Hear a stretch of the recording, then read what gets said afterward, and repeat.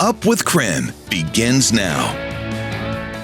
Good morning. It is 6 o'clock here on your Tuesday. Welcome to Up with KREM. I'm Tim Pham. And I'm Nicole Hernandez. Well, we have some really fun weather on its way. Fun. For me personally. Nicole likes the heat. I love the heat. Thomas Patrick here with us this morning.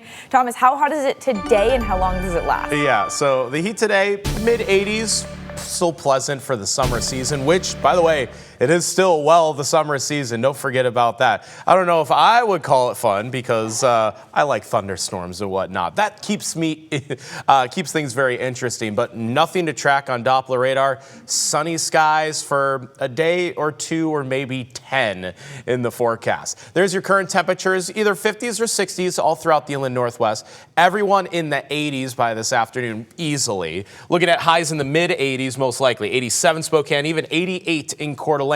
And we don't stop here either.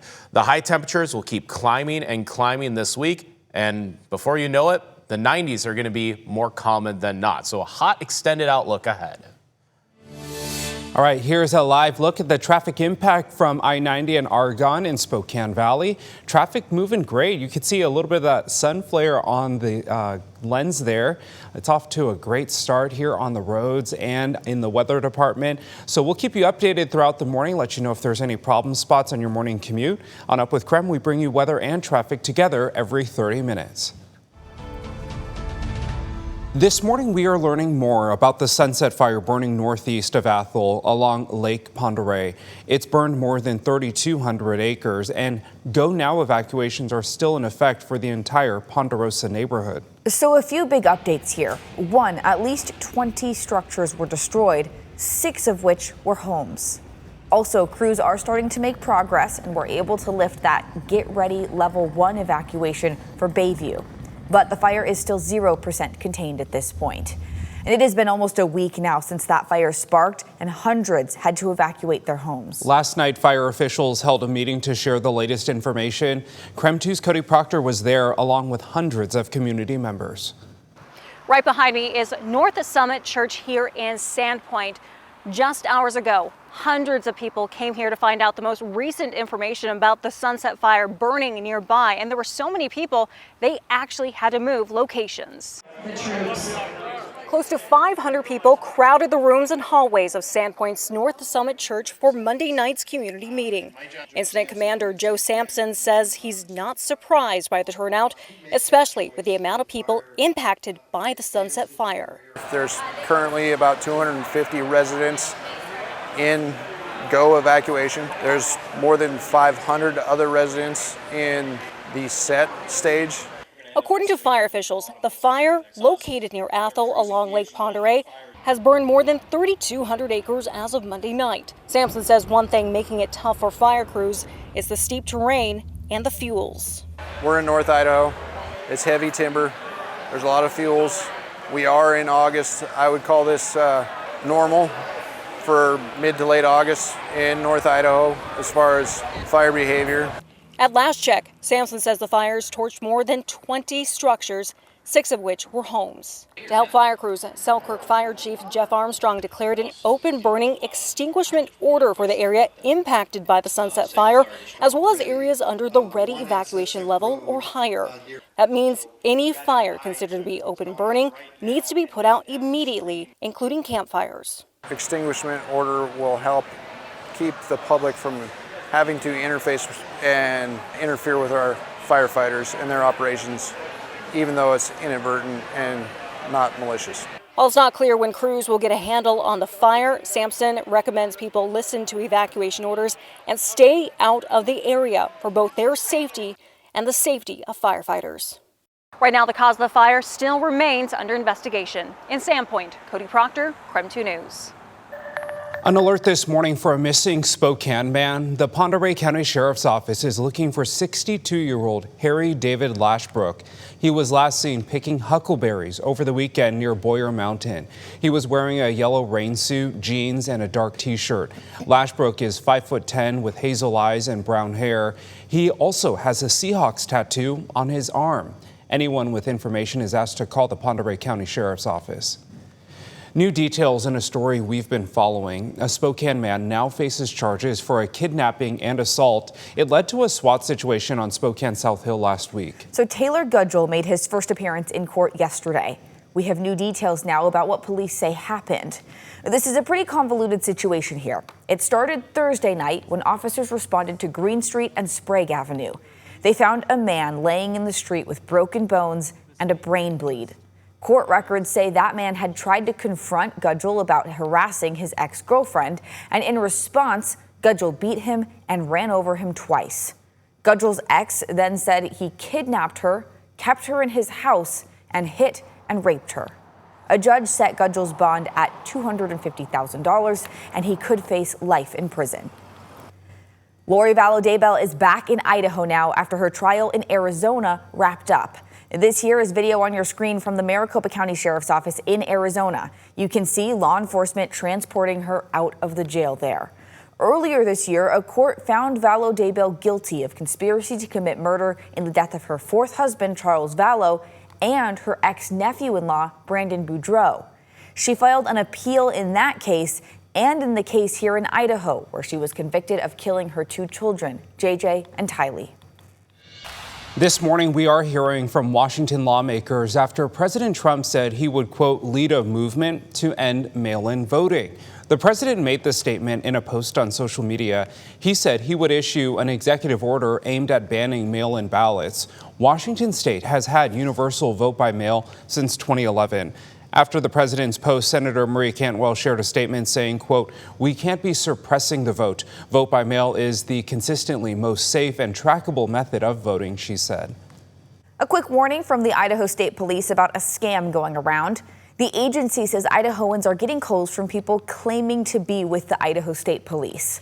The agency says, though, they will never call or email you for personal information, ask for payment, or threaten to arrest you. They say if you get one of these calls, hang up. The city of Spokane announced it's allocating $7.5 million for 9 affordable housing projects and programs. The city says these funds will increase and preserve affordable housing. 4 out of the 9 projects will feature new construction, accounting for 95 new units of mixed income housing. On our website, KREM.com, we do have a full breakdown of which organizations are receiving those funds. New this morning, the Spokane Airport Board chose David Herring to be their new CEO. He will oversee the Spokane Airport, plus Felts Field and the Airport Business Park. Herring most recently was the executive director of the Lincoln Airport in Nebraska. Spokane County will be meeting this afternoon to approve Herring's appointment. Then the city of Spokane will have to do the same thing. At 6:08, here's another look at our weather forecast. A beautiful sky overhead in Coeur d'Alene, and we'll see a lot of sunshine today. In fact, we probably only see sunshine today and tomorrow. And really the rest of the extended forecast as a very typical summer weather pattern sets up for this next week or two. Current temperature is 62 in Spokane, a little bit cooler in Coeur d'Alene and certainly to our north with nothing more than just some high level cloud cover in the skies, but even that should thin out by the afternoon quite easily. So I'm just looking at sunny skies today with our high temperatures climbing into the mid 80s this afternoon, and then they keep going into the 90s by the end of the week. Okay, some sad news for all the foodies in the area. Today is the last day of Riverfront Eats for this year at least. So park officials say they're proud of how much Riverfront Eats has grown and what it's been able to offer the community. KREM 2's Christian Garza is live at Riverfront Park this morning for what's happening for this year's last event. Good morning, Christian. Yeah, good morning, Tim and Nicole. An absolutely gorgeous morning here in downtown Spokane. And while it might not look like a lot is happening at this very moment, that's not going to be the case come a few hours. Now, this whole bridge, we're on the Orange Bridge here at Riverfront Park. It's going to be full of different food trucks for people to enjoy. Now, we're talking about things like Kona Ice. We're talking about coffee, Mexican food, so many different things. I didn't want to keep naming them because I don't want you to to get too hungry before breakfast this morning. But, you know, we're talking about Riverfront Eats and the program that it's become here in the community. Since it started back in 2018, Riverfront Eats has become a staple here in the community during the summer months. For those that aren't familiar, though, Riverfront Eats gives about 7 different food trucks an opportunity to set up shop here at the park for the community to enjoy. Amy Lindsay, the Riverfront Park Programming and Marketing Manager, says currently they have over 50 different vendors and food trucks that rotate through the park throughout the year. She says this program is in direct response from outreach efforts that they did from the community during the redevelopment of Riverfront Park just a couple of years ago. Through the Riverfront Eats program, 10% of each food truck sales is donated back to the park to help support free and low-class community events like the annual 4th of July celebration, Riverfront Moves fitness series, and story time at the Carousel. So it's not just a delicious way to spend your afternoon, it's also a way to make sure that your dollars stay here in the community. Lindsay says one of the most beautiful things about this program specifically is the fact that it introduces our community to new experiences. So we have seen this year some new food trucks, which is really amazing. So not only can you come to the park and enjoy lunch, but you get to experience maybe a new cuisine, something that you haven't tried in the past.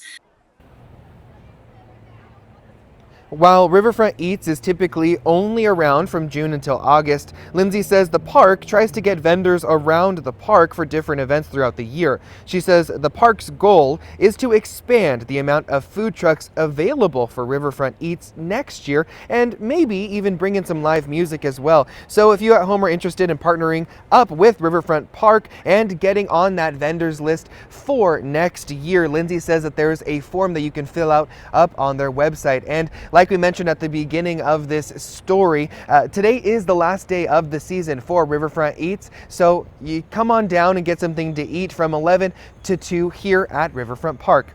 In Spokane, Christian Garza, KREM 2 News. Well, if you have any clothes with holes in them, you can get them fixed today at the Fairwood Farmers Market. The Mend It Cafe will be there fixing up things for free. You can bring clothes or even some household items that need to be repaired. The goal is to help keep perfectly good clothes out of the landfill and help people save money. They will be mending clothes from 3 p.m. to 7 p.m. tonight, and each person can have them fix up to 3 pieces.